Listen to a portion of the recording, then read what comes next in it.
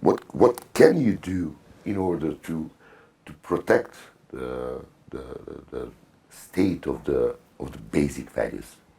Well, executive power in the EU is actually in the hands of the member states because they are the ones implementing the European policies and having the life in their countries, maintaining the life and maintaining the rules and the principles. Of course, Commission is the guardian of the treaty, so we are watching over the member states, over how these principles are being met or reflected or respected.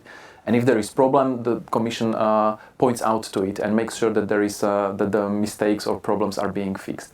But it's up to the member states to preserve what they have because they wanted to join the European Union exactly the way how North Macedonia wants to join. So before it was Slovakia who wanted to join and joined in 2004, then before it was Austria who wanted to join, and all the others who were basically just joining the EU because they want to live and provide the life for their citizens based on these principles. Democracy is one of them. And you mentioned the case of Italy. I mean, the elections in Italy were free and fair, and it's up to the people to elect their governments and to shape their political system. And the EU will be in the way how the citizens of the member states want to have it. So this is not really for the European institutions to tell them like you cannot vote for certain parties.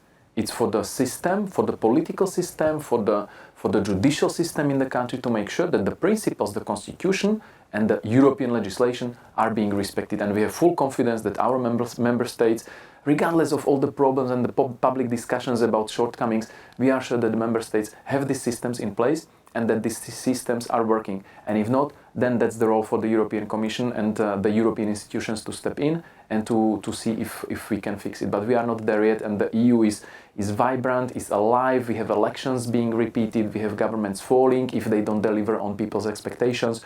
So there is no source of worry.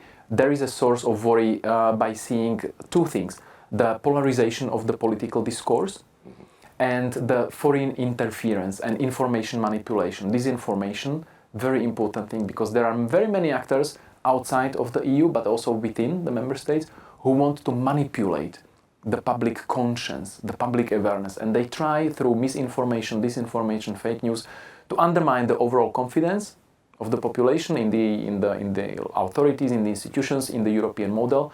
They want to basically take away the trust of people. They want to confuse them, and these are the risks. And this is what we have to work on, because through this information manipulation, you can actually see real threats to democracy and to our principles. Talking about the values, one of the